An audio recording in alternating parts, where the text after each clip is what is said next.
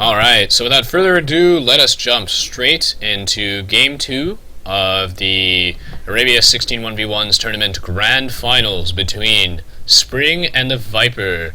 So, the Viper took Game 1, unfortunately, or fortunately, depending on what side you were on.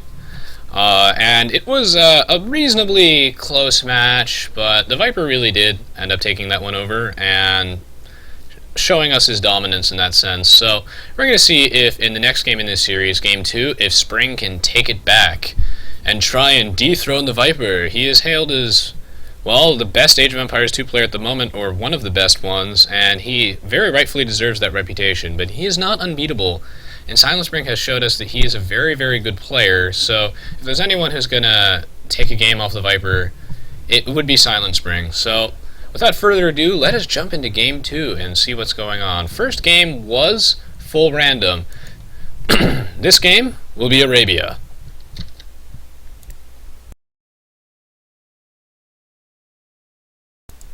Alright.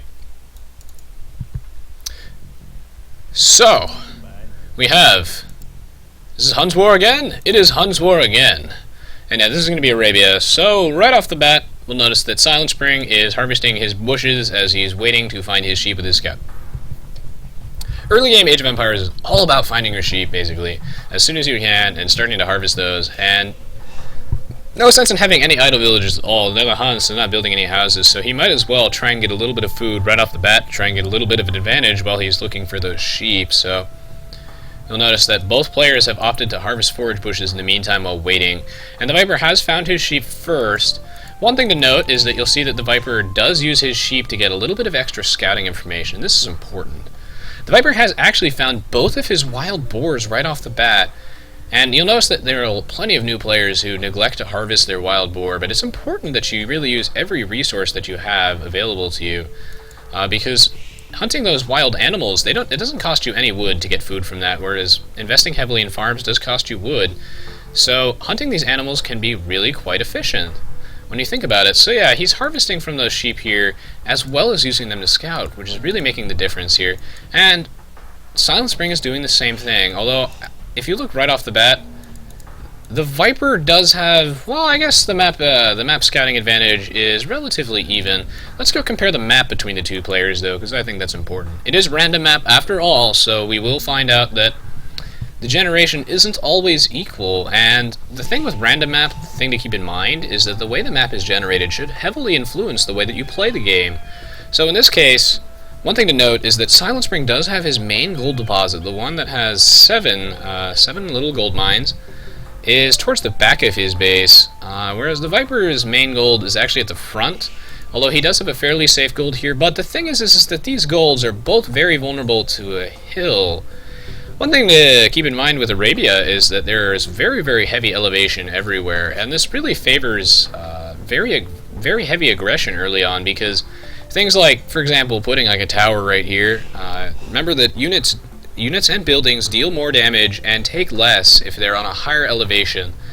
So putting like a tower here would zone the Viper off both of these golds if Silent Spring decided to ever forward this area, as well as get the Viper off this wood here. So I think Silent Spring has a bunch of good options. Both players don't really have a good map to wall, though, this time, although I'd say that Silent Spring could maybe do it if he really, really wanted. But it would be difficult. It would be difficult. One thing to note, I think, is that Silent Spring does have Loom and the Viper did not, so that should give the Viper a slight early game lead in his economy. And you'll notice that many pro players do opt to wait a little bit on that Loom. It doesn't make a huge difference, but it's because with their good control, they have no real risk of losing a villager early on anyway. And the real purpose of Loom is to make your villagers less vulnerable to raiding, like for example from militia in a Dark Age rush strategy, or just from any sort of feudal age or castle age aggression. Loom can really, really make the difference, so it's really important to get Loom, but skipping it early on can give you a slight advantage. And wow, this is really interesting actually. We have 7 deer over here, and they're conveniently right next to these forage bushes, which I think balances out any advantage that Silent Spring would have with his mineral placement, because this is going to be really huge for the Viper. The Viper can put a mill here, and you'll notice how he's putting it on the left side of the bushes instead of the right, so that he can use the mill for both purposes, and saving 100 wood is huge in the early game. So the Viper here is really putting this to good use here, and he's going to have all of those 7 deer for free. I think that's going to be really significant. Silent Spring here is going full man mode, and that's what the early loom was for, is he is trying some crazy early forward stuff here. This is going to be really interesting to see what he's going to do with this villager. I wonder if he's going to wall off this gold or something. We'll see. I think what he was trying to do was steal that boar with his scout, but he brought a villager here, so very interesting. Ooh, really good control here from Silent Spring. Look at that exceptional micro. He knows that the boar was like deciding to go this way, and he does not want to harvest the boar on the other side of this little tree over here. So really good control here from Silent Spring.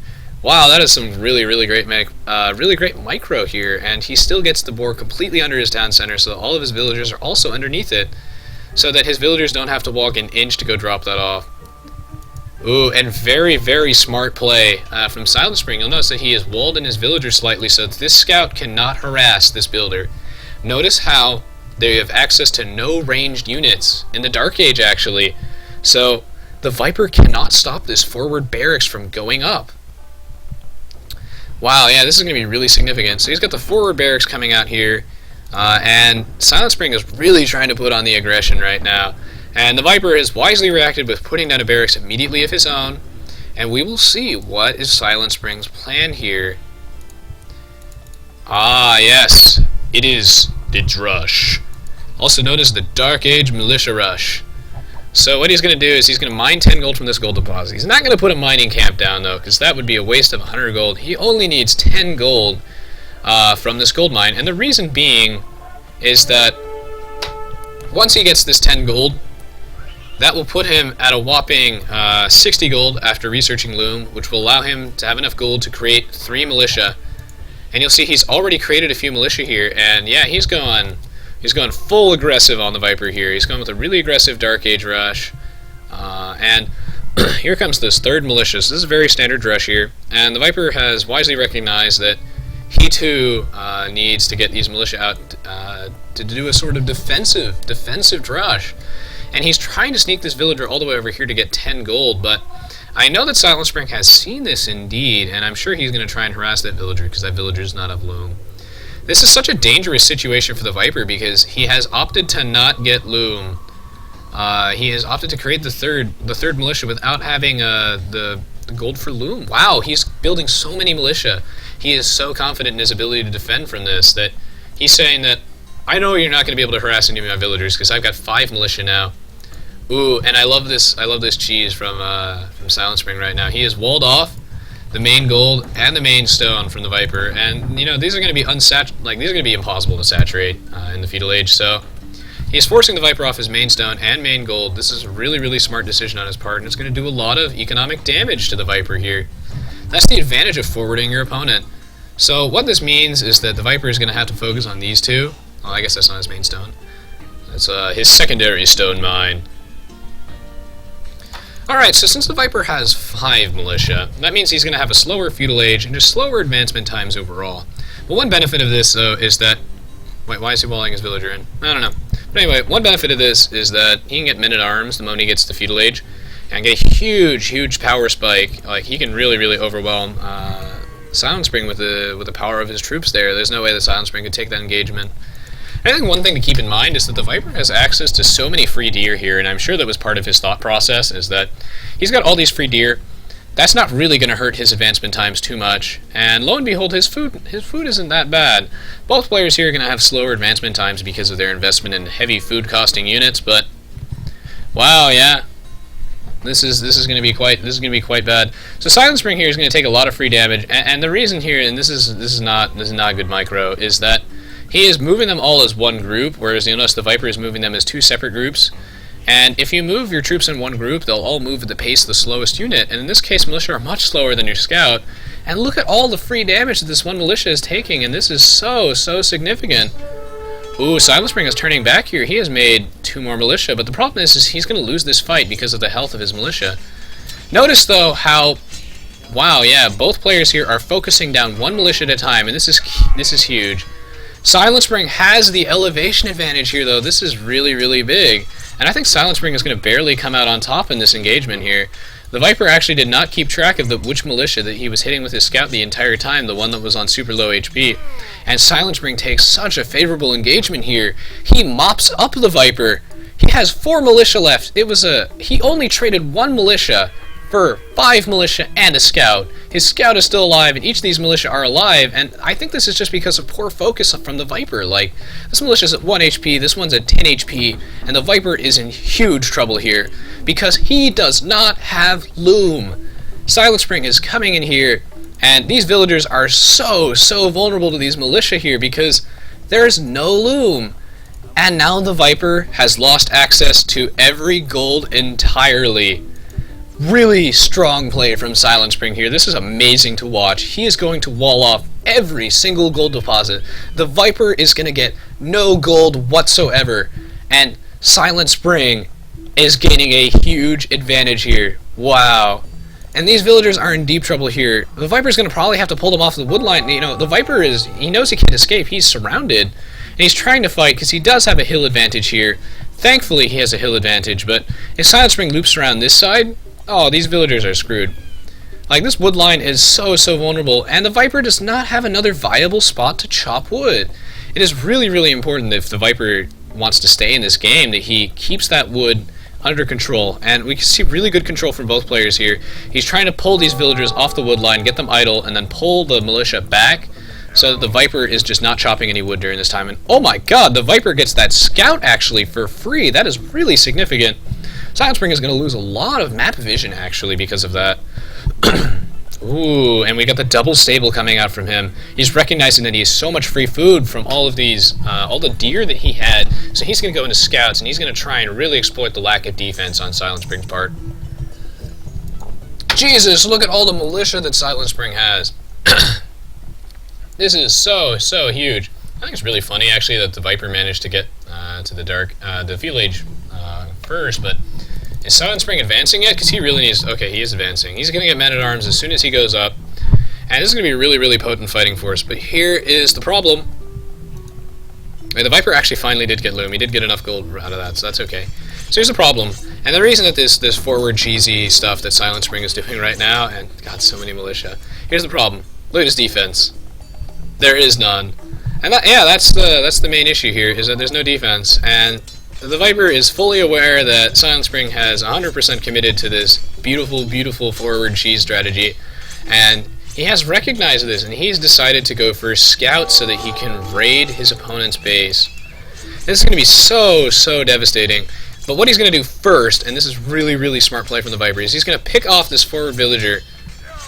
Yeah, wow, so really good play from the Viper here. It would be so silly to let that villager stay alive, because look at all the damage that villager's done. The Viper only has access to 1 gold deposit now until he hits the castle age, because those palisades are so hard to remove early on. However, Silent Spring has intelligently acknowledged that that villager was so low it was going to die anyway. He's brought 2 more villagers. I have never seen this many militia in a pro game. This is ridiculous and amazing. Wow, this is entertaining.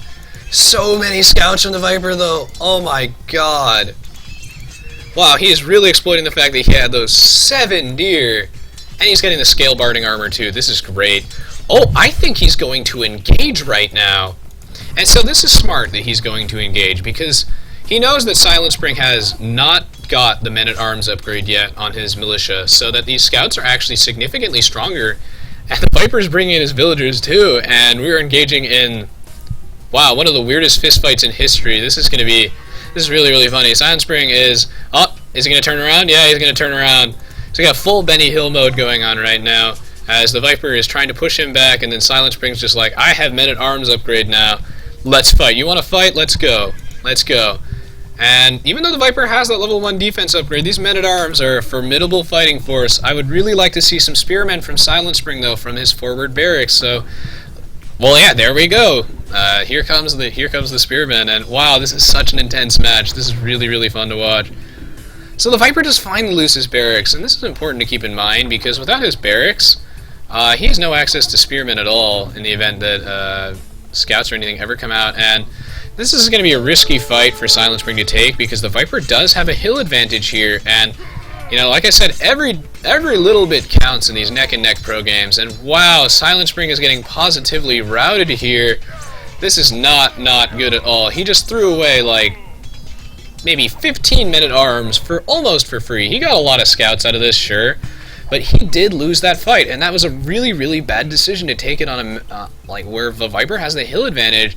Sure, all of these scouts are quite significantly injured here, but wow, that is not good. This forward actually is not looking super powerful now. The Viper has all these scouts right now, and he can start using them for raiding. I think it was actually smart of the Viper to keep these scouts for defense purposes first, before using them to start to raid. What this is going to do, though, is this is going to significantly delay both players' castle age times, but yeah, wow. Throwing away all those men-at-arms is not the wisest decision. I know that now that there's no real point in sticking with men-at-arms, though, for a prolonged period, so Silent Spring has recognized this, and he's making a great decision here, and transitioning out of that into spearmen, of course, because spearmen are much more cost-effective than scouts in that sort of fight, so wow. And he does manage to zone the Viper off this, actually, so that he does get to keep this archer range alive. This is quite important. Although, I think at the end of the day, what really matters here is the Viper has not mined any gold at all yet. Whereas Silent Spring's been mining gold since, like, 1991, and alright, yeah. Silent Spring has also got scale mail armor, and you know what that means? I'm expecting, like, knights or something, like a stable from him, like I said, because, you know, the Viper, he has no barracks. He cannot defend against cavalry. And, ooh, yeah, this is going to be devastating. Oh, no, the scale mail. Sorry, I got it confused. Scale barding is for the scouts. That is my mistake. The scale mail armor is for the infantry. So, anyway, right now this means that Silent Spring spearmen are incredibly formidable foes, and the Viper actually has both upgrades on his scouts. He has forging and the scale barding armor, but it doesn't... I don't think it's going to make a big difference, because spearmen are just so strong against those light cavalry line type units. And I don't know, the Viper can't ever take this fight. This is really troubling, because the Viper has just started mining gold right now, and he needs to transition into archery range style units right now. But he can't, because he has no real gold. He's started to mine gold now, but he's going to need some archery ranges. And, ooh, this is a really smart decision here from both players. So, Silent Spring has recognized that the Viper has very little viable wood spots. It's just this forest, basically. So, he's like, I need to get the Viper off of wood. If I get the Viper off of wood, I win the game. And Silent Spring is absolutely right, so great game sense from him. And the Viper is like, you know, he's psychic, so he's like, oh my god, I'm going to lose this wood line, it's not safe. Silent Spring is slowly gaining map control, and it's only a matter of time before he seizes this lumber camp. So the Viper has wisely pulled off all his villagers and advanced to this wood line over here. And this wood line is also relatively safe, because the Viper also has a hill advantage if he fights here. So this is going to be really interesting. This is one of the weirdest pro games I've ever seen. Wow. Of course, not nearly as weird as the final match in the series between Bomberland and Halazu Scholar, which you can find on my YouTube page. I'll probably put the link to that in the video description. But man, that was also a really weird pro game. Ooh, so this is interesting. So the Silent Spring here has got a lot of free hits on the Viper, and he did have a hill advantage for a brief bit, but the Viper does have... this is going to be a really close fight. It's going to be difficult to see who's going to take this, but I think the Silent Spring is going to take this just because the Spearmen are so strong against those scouts, and yeah... The Spearmen, at the end of the day, they just make short work of those scouts, and it doesn't matter that the Viper had so many of them. He realized that he was so desperate, like, there wasn't really much he could do. He had to engage there. And I think that Silent Spring's decision to make such an aggressive forward is really paying off. Oh, the decision to stonewall this tower is also brilliant, because he's recognized that, you know, he doesn't want this tower to ever be removed, and towers have minimum range, so if you wall around base of the tower... There's nothing that the enemy can do about it until he hits the Castle Age, and he knows the Viper isn't getting to the Castle Age anytime this year, and, well, Silent Spring isn't either, although Silent Spring, you know, he has a better chance. But yeah, wow, this is getting really dangerous, really dangerous. If there's any player that can come back from a situation like this, it is the Viper, but god, Silent Spring is showing us that he is one hell of a good player. Oh, this is really cool. The defensive watchtower here from the Viper is a very wise decision. If he loses this wood line, it is absolutely GG. Ooh, and this is smart. The Viper is like, I'm not sure if I can honestly engage Silent Spring anymore. He doesn't have the troops, so the Viper is doing the next best thing. He is going to start raiding Silent Spring. And this is when Silent Spring gets in huge trouble, because Silent Spring has no defense over here. He has not a single barracks, no spearmen, no towers, no walls, no nothing. And these scout cavalry have max upgrades for this particular age, which means these villagers cannot fight these scouts at all. It's going to do some huge damage to Silent Spring's eco here, although the Viper should pull these scouts back because they're taking so much unnecessary damage. Silent Spring is wisely reacting to this by putting down an emergency barracks, but oh wow, the Viper, yeah, he loses two scouts for free. That is really not good here. And oh no, the Viper is going to lose control of this wood line as well. This is getting really, really dangerous. I am not sure what the Viper's plan in this situation is. I don't know how many scouts he has inside those stables, but he really doesn't have a lot. Now he has no wood income at all. This is not looking good. Yeah, I mean, he's got all these farms, right, so you can keep putting out scouts, but he's got to do some heavy, heavy eco damage. Well, he is. So both players here now engaging in what is known as the cripple fight of the century, where both players have no economy to speak of. The Viper has a solely mono food and gold economy. Well, I guess then it's not a mono economy, but yeah, the Viper is like, I need to save that 100 wood that he has, and he needs to find another place to put down this lumber camp. And this is smart, although I don't like how he walked right by this palisade wall, because now Silent Spring knows. And Silent Spring is already sending guys. Well, those are probably to defend himself. But yeah, the Viper he's going to put a lumber camp in the middle of nowhere, because that's the only way he can stay in this game, and that's a really, really smart decision. Look at all this eco damage that's being done to Silent Spring right now. Like, there's nothing that he can do in this situation, because he has, like, no defense over here at all. Wow, wow. But although we do have him pulling the spearmen back, and it looks like Silent Spring is finally going to go... Yeah, I think he's finally going to get the situation at his base under control. It is really, really hard to say who has the advantage in this particular situation. Like, the Viper is in so much trouble, but so is Silent Spring. I do love how the Viper, though, you know, he's wisely recognized that it's either get wood economy or lose.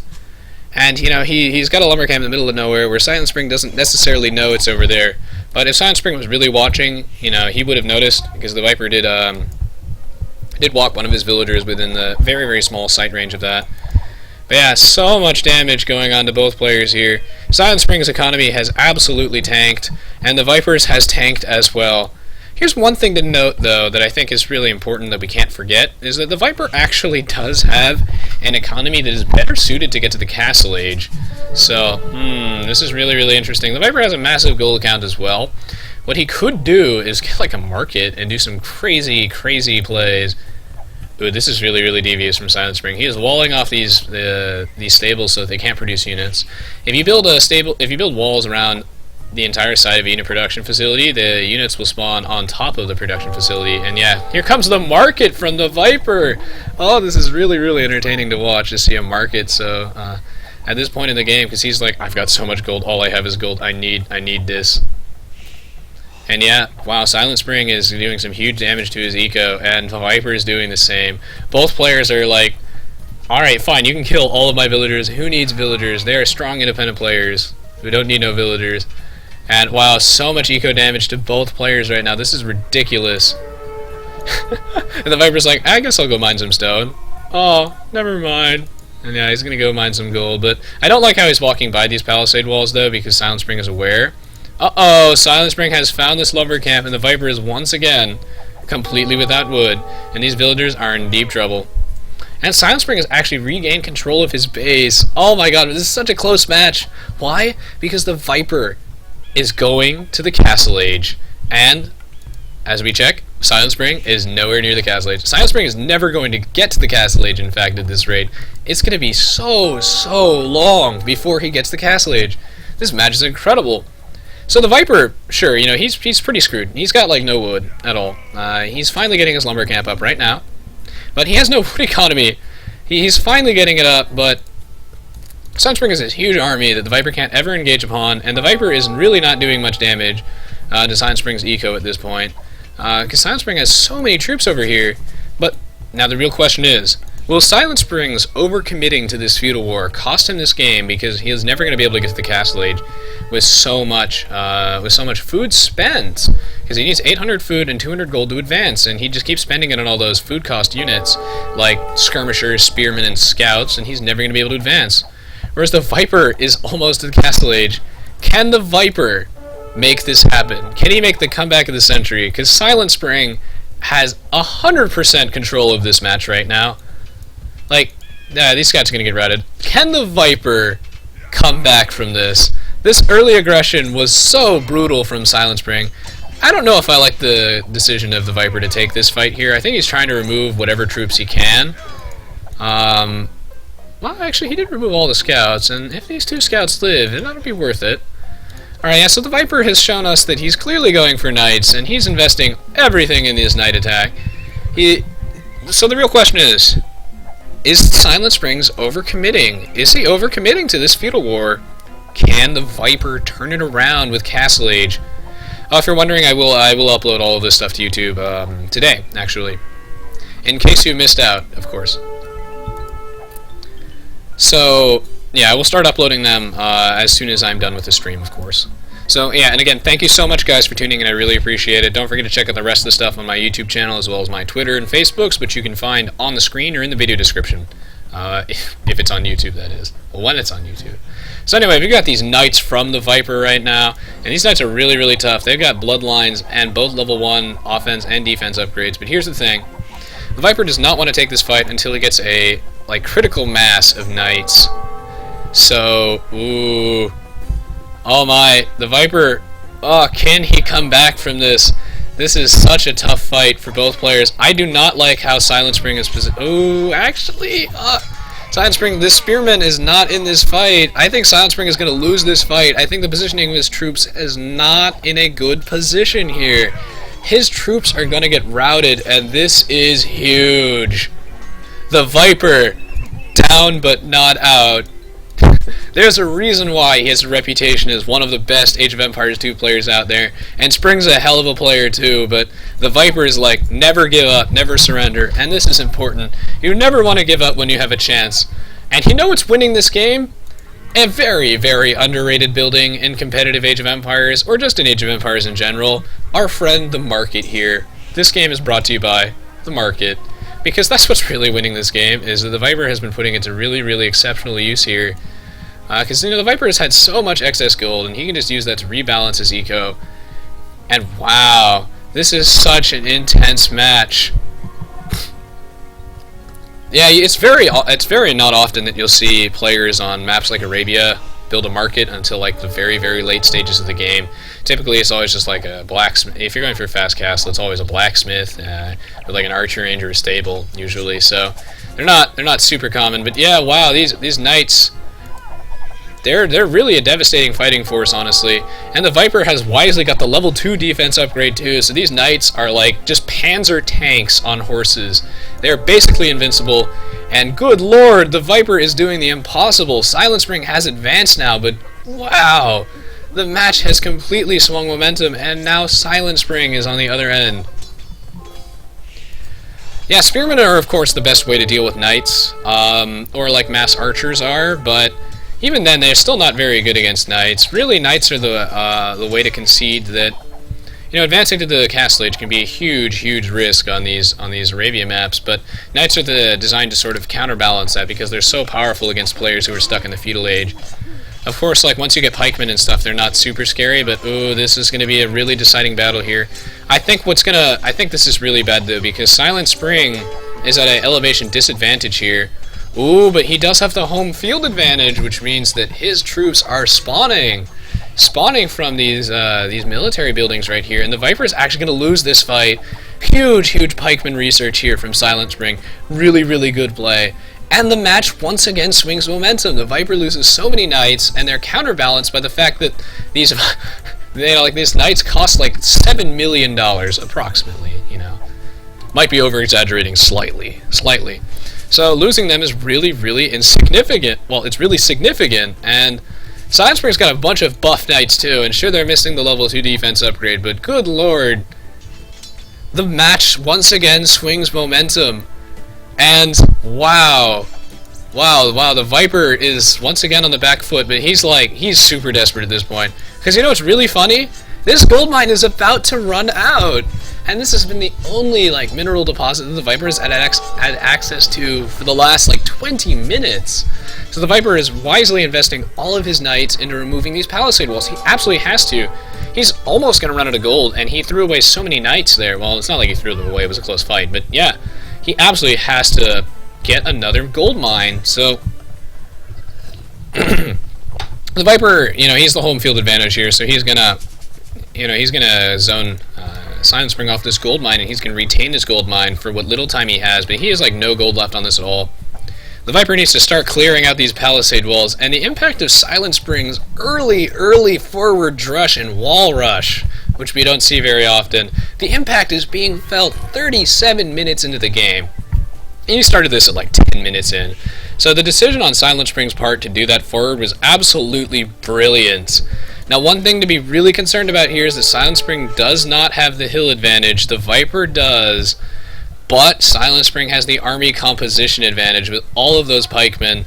And I don't even think that the Viper even has a barracks at this point. Uh-oh, the Viper really shouldn't take this fight. Oh, the Viper should really not take this fight. Silent Spring has pikemen. No, he's so many pikemen. No, the Viper is going to take this fight, and he's going to lose it, and with that, he's going to resign. Wow, yeah, the Viper has recognized that he's just lost control of this gold mine. He still has no access to any other minerals anywhere. He doesn't even have barracks because he lost that barracks early on. Good lord, that was such a good and such a close match from both players. For a minute there, it looked like the Viper had this in the bag, and that Silent Spring was so close to losing, but his defense was spot on. The decision-making from both players in this game is absolutely exceptional. Wow, what a pleasure to see this match. This is probably one of the coolest matches in Age of Empire 2 HD Edition in its entire competitive history so far, and I really hope we can see more matches like this in the future. That was such a crazy match. The only match that I've seen that's come close to this in nuttiness was Bomberland versus Halcyon Scholar Game 3, link to which you can find in the video description when it's posted on YouTube, or you can just find it on my YouTube channel. But wow, that was absurd. And of course, if you enjoyed this commentary, please don't forget to check out the rest of my stuff, the links to which are on the screen, and the video description as well. Let's go check out the achievements, guys, and go see what happened. The Viper has lost this match, which means that this series is 1-1 and so close. What a really entertaining series to watch. And of course, this is actually a best-of-3 series, as I have found out, which means that the winner of the next game takes the grand finals of the Aoe2 HDOZ Clan's Arabia 16 1v1s tournament. So, the next match decides it all. Who's going to take the win? Wow, Silent Spring was an absolute... Look at this. Silent Spring had a huge army, but the Viper's army was so strong. He had so few units, but they were so much stronger that he managed to actually kill more units than Silent Spring did. And in the end here, actually, the buildings lost. Losing that barracks on the Viper's part was huge. Silent Spring's decision-making this match was spot on, and the Viper's as well. The Viper was there's no way I can fight Silent Spring in the Feudal Age. I'm going to go to the Castle Age, and I'm going to go Knights, and it almost worked. It was so close here. But Silent Spring's early attack, the Viper never quite recovered from it. Silent Spring showing us that the way to beat the Viper is to not be passive. It is to go all-out aggressive. And that's what he did, to put the Viper out of his comfort zone, because the Silent Spring lost match 1 because, he was so quiet early on, and he let the Viper be the one who called the shots. But the entire time this game, the Viper was playing reactionary. Silent Spring was in control during the entire match, and wow, that was devastating. Yeah, and wow, yeah, Silent Spring did have a slightly better economy, but this was such a close game, as you can tell from the timeline. But in the end, from the timeline, you can see that Silent Spring had, a larger army, but it didn't matter because the Viper, his army was actually more effective in the long run, because his army was just composed of much stronger units. But in the end, zoning the Viper off those minerals, we have seen this twice now. In Spring versus Elixir, we also saw that zoning someone off their minerals, early pressure is the way to deal with pro players. Basically, you can't let the Viper stay in his comfort zone, And really a great play from both players here, and Silent Spring showing us that he really deserved to get this far in the tournament.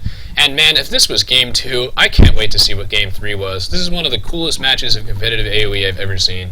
So I hope you guys really enjoyed watching this. Don't forget to check out the rest of the stuff on my channel, of course. And if you're watching this live, in just a few minutes, I will be back with Game 3, so make sure to stay tuned. Thank you so much, guys. I really appreciate the support. I will see you all in Game 3. I hope you're all as excited as I am.